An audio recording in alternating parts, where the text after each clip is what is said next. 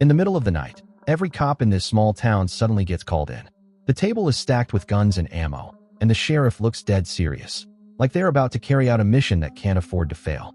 Turns out a deranged kidnapper has been targeting infants in the area. After days of non-stop investigation and tracking, the police finally pinpointed where this psycho is hiding. So the sheriff urgently rallied every available officer, determined to bring the kidnapper in tonight.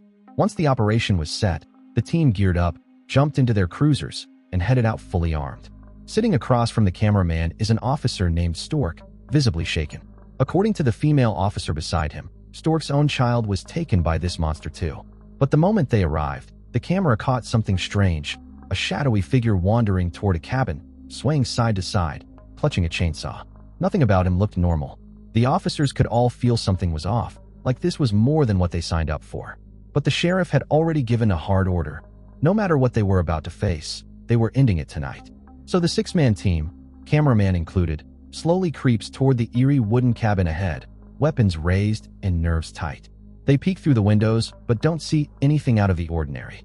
The sheriff is still figuring out the best way to breach the place, when the hot-headed officer decides to skip the plan entirely and just kicks the door wide open. Inside, the room is completely empty. For a second, everyone thinks they've hit a dead end, until a crazed woman suddenly barrels down from the second floor. The officers open fire instantly, dropping her on the spot. But then they hear more movement coming from the upper level.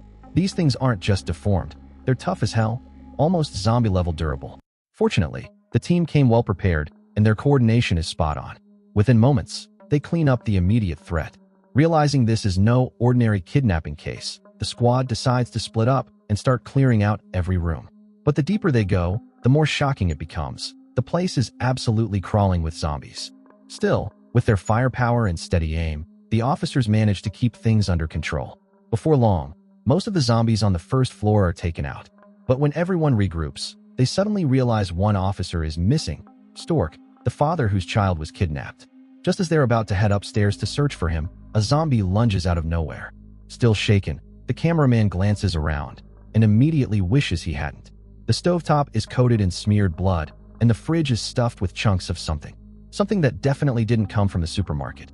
He's just about to warn the others when the chainsaw zombie from before suddenly appears right in front of him. The cameraman panics and stumbles backward, scrambling into a side room and slamming the door shut behind him. He tries the other exit, hoping to slip out the back, but the moment he opens it, another zombie is standing there waiting. And when he turns around, the chainsaw zombie has already smashed through the door. With nowhere left to run, the cameraman bolts upstairs. He ducks behind a pile of clutter, switches off his camera light, and holds his breath. Within seconds, the chainsaw zombie stomps up after him. The creature scans the room, pacing back and forth, but eventually turns around and leaves. The cameraman finally exhales, shaking so hard he can barely stand. He's about to head back down and regroup with the team, when something strange on a nearby table catches his attention. There's a figurine sitting there, a twisted, human-shaped monster statue, surrounded by a ring of lit candles. Someone has clearly been worshipping this thing. Downstairs, a sudden burst of rapid gunfire erupts. Clearly, the team is still locked in a brutal fight with the undead.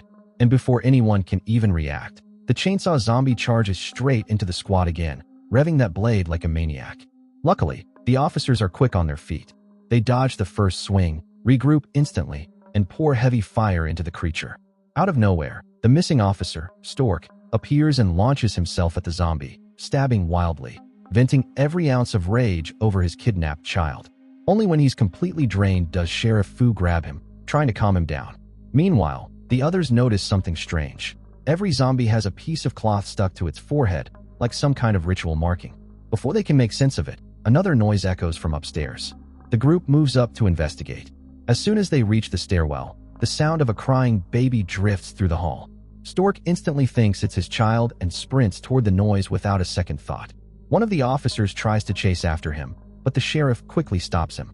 If anyone loses their cool now, they could all end up dead.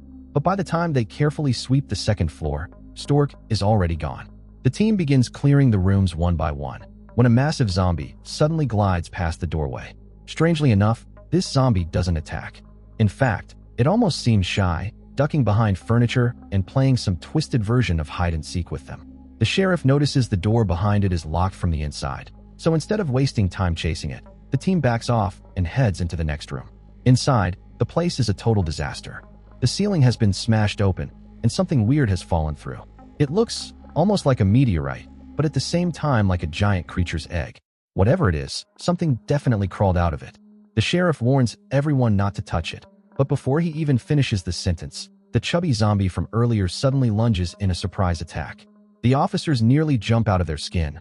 One wrong shot, and they'd all be covered in zombie chunks. But the deputy doesn't hesitate. He puts a bullet right through the creature's legs, dropping it to its knees instantly. When the zombie stops moving, one of the braver officers peels back the cloth wrapped around its forehead. The cameraman leans closer for a better look, only to see that the zombie skull is completely empty. No brain at all. The discovery sends a chill down everyone's spine.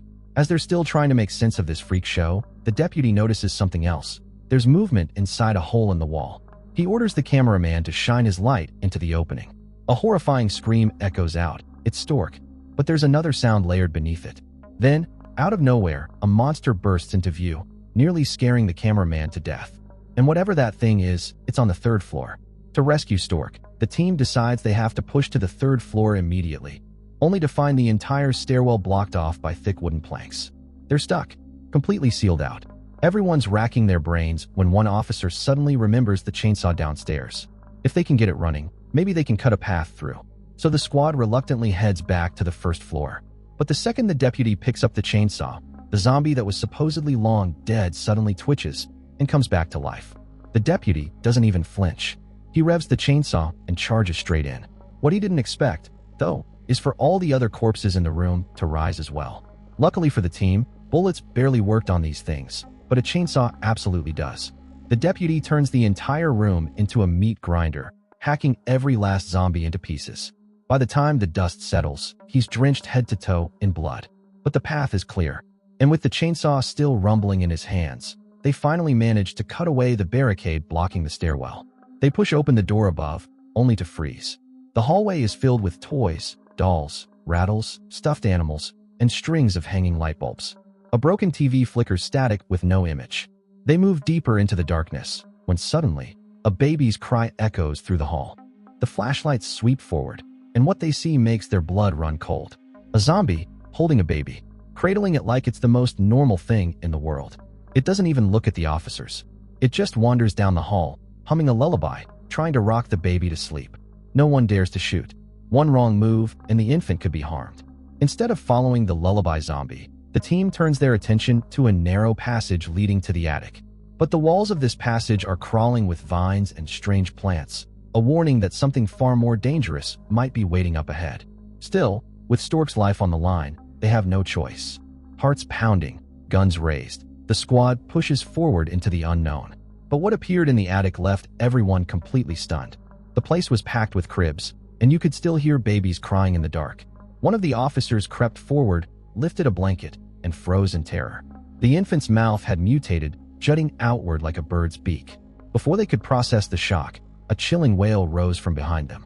When they turned, they finally saw the missing Stork, and the real nightmare was happening right above him. A human-shaped creature with a bird's beak was feeding on his exposed brain.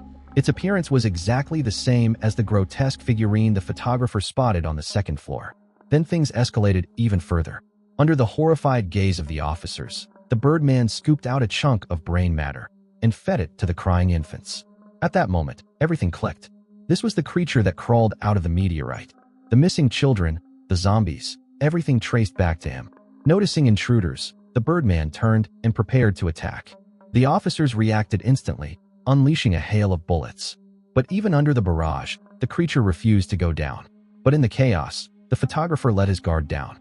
In a split second, the Birdman's beak shot forward and pierced straight through his skull. And the Stork, whose brain had been partially eaten, suddenly mutated as well, delivering the photographer the final fatal blow. Fortunately, the rest of the team was far more skilled. They managed to put down the mutated Stork and finally take out the Birdman responsible for all of this. When they saw the creature still twitching on the ground, someone stepped in and ended it with a single stomp, crushing its head completely. In the end, the squad completed their mission, but at the cost of 2 teammates' lives. And because the truth was far too dangerous to reveal, the police never released any details about what really happened. Publicly, they simply announced that the kidnapper had been neutralized and that all the infants had tragically been killed.